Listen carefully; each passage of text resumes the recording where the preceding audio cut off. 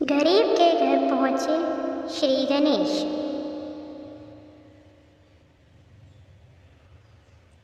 रोहन और सोहन दो भाई अपनी अपनी पत्नी और माँ के साथ एक छोटे से घर में रहा करते थे। रोहन और सोहन के पास पिता की दी गई एक कपड़े की दुकान थी, जिसमें दोनों मेहनत करके अपनी रोजी रोटी और घर का पालन पोषण किया करते थे। एक दिन रोहन और सोहन की माँ कहती है कि मेरी तबीयत बहुत खराब लग रही है, मेरे बचने की कोई ज़्यादा उम्मीद नहीं है। चलो मेरे जीते जी मैं तुम लोगों को अपना सारा सामान 2 भागों में बांट देती हूँ, ताकि आगे आने वाले दिनों में तुम दोनों भाइयों को बंटवारा करने में किसी भी प्रकार की दिक्कत ना हो। तब रोहन कहता है कि तुम ठीक कह रही हो माँ, बंटवारा तो पहले ही हो जाना चाहिए, वरना आपके जाने के बाद काफ़ी ज़्यादा दिक्कत हो सकती है।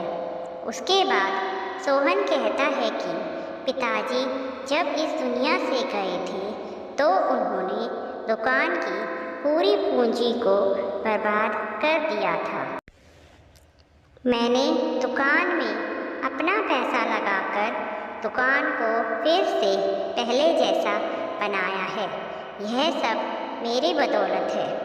ऐसे में रोहन का दुकान में कोई भी हिस्सा नहीं हो सकता है।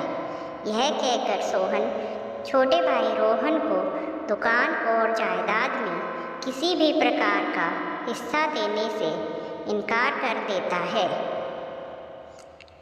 फिर उसकी माँ कहती है कि ऐसा कैसे हो सकता है, दुकान पर तो तुम दोनों काम करते हो, इसलिए बंटवारा तो होना ही चाहिए। बड़ा भाई सोहन हिस्सा देने से मना करता है। उसकी पत्नी उन्हें घर से निकल जाने के लिए कहती है। जाते जाते रोहन और सोहन की माँ श्री गणेश की मूर्ति अपने साथ ले जाती है। सोहन की पत्नी सोचती है कि वैसे भी मेरे पास मूर्ति की पूजा करने के लिए तथा किसी भी भगवान की पूजा करने के लिए समय नहीं है। श्री गणेश की मूर्ति लेकर रोहन अपनी पत्नी और माँ के साथ बाहर निकल जाता है। कुछ दूर जाने के बाद एक पेड़ के नीचे बैठकर तीनों आराम करने लगते हैं। थोड़ी देर में वहाँ उस गांव का मुखिया आता है और श्री गणेश जी की मूर्ति देखकर प्रसन्न हो जाता है। मुखिया कहता है कि क्या आपको किसी भी प्रकार की दिक्कत है? तब रोहन की माँ अपने हालात मुखिया को बता देती है। फिर मुखिया कहता है कि कोई फिक्र करने की ज़रूरत नहीं है। मेरे गांव में मेरी एक ज़मीन है, वहाँ मेरी एक झोपड़ी भी है। तुम लोगों को अगर दिक्कत ना हो तो तुम लोग वहाँ जाकर रह सकते हो। साथ ही तुम लोग वहाँ पर काम करना और मैं उसके बदले तुम्हें मजदूरी दे दिया करूँगा। तुम्हारे परिवार का अच्छे से पालन पोषण हो जाएगा। वहीं झोपड़ी में तीनों लोग मिलकर रहने लगते हैं। रोहन रोज़ाना मुखिया के खेत में काम करने के लिए जाता है। मुखिया से मिलने वाले धन से उनका पालन पोषण अच्छे से हो जाता है। काफ़ी दिन बीत जाने के बाद उनके घर के बाहर एक औरत और उसका बेटा आते हैं। औरत कहती है कि माँ जी, मेरा बेटा खीर खाने को कह रहा है, लेकिन उसे उसकी दादी के हाथ से बने खीर ही खानी है। मेरी तो कोई सास नहीं है। क्या आप मेरे बेटे के लिए खीर बना सकते हैं? रोहन की माँ कहती है कि क्यों नहीं बनाऊंगी, मैं तो अभी खीर बना देती हूँ। तब वो लड़का कहता है कि मुझे अभी खीर नहीं खानी है, बुधवार के दिन मैं आऊँगा और खीर खा लूँगा। आप खीर बना कर रखिएगा और तब तक मैं ना खा लूँ आप भी कुछ मत खाइएगा। बुधवार को रोहन की माँ खीर बनाती है और उस लड़के का इंतज़ार करने लगती है। लड़के का इंतज़ार करते करते शाम हो जाती है। रोहन की माँ भी कुछ नहीं खाती है। जब शाम हो जाती है तो रोहन कहता है कि माँ, लगता है वह लड़का भूल गया है, आपको भूख लगी होगी, आप अपना खाना खा लीजिए। रोहन की माँ खाना खाने के लिए जैसे ही बैठती है, वह लड़का दरवाजे पर आ जाता है। वह लड़का कहता है कि आप मुझे खिलाए बिना खाने के लिए बैठ गए हैं। तब रोहन की माँ कहती है कि मैं आपका दिन भर से इंतज़ार कर रही हूँ, दिन भर मैंने कुछ भी नहीं खाया है। रोहन की माँ जल्दी से उस लड़के को बुलाती है और कहती है कि पहले तुम खा लो, उसके बाद हम खाएंगे। उसके बाद वो दोनों मिलकर खाना खाते हैं। लड़के को खाना बहुत ज़्यादा पसंद आता है।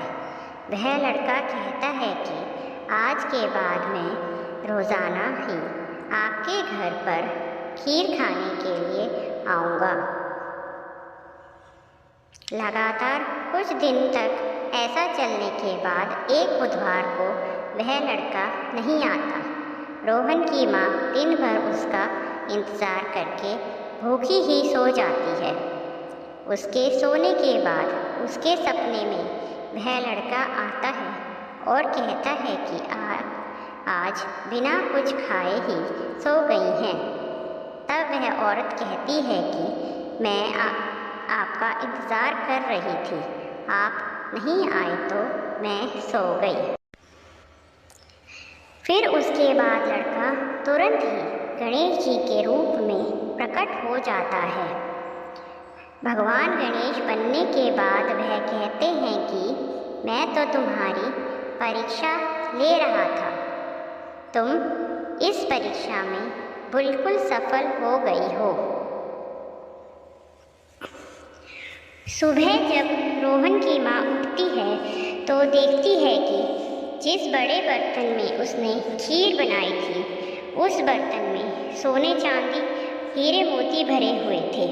उसने यह सब अपने बेटे रोहन को दे दिए। रोहन ने अपने लिए घर खरीदा, बहुत सारी ज़मीनें खरीदी और फिर अपना बिजनेस करने लगा।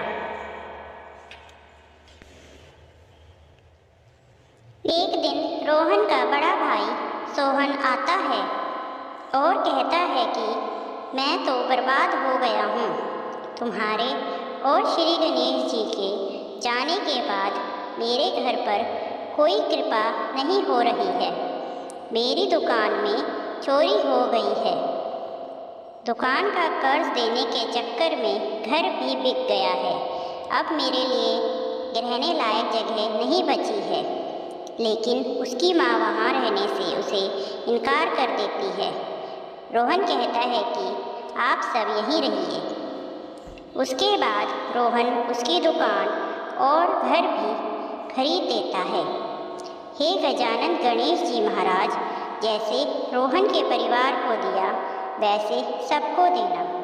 तो बोलो गजानन गणेश जी महाराज की जय, विनायक जी महाराज की जय।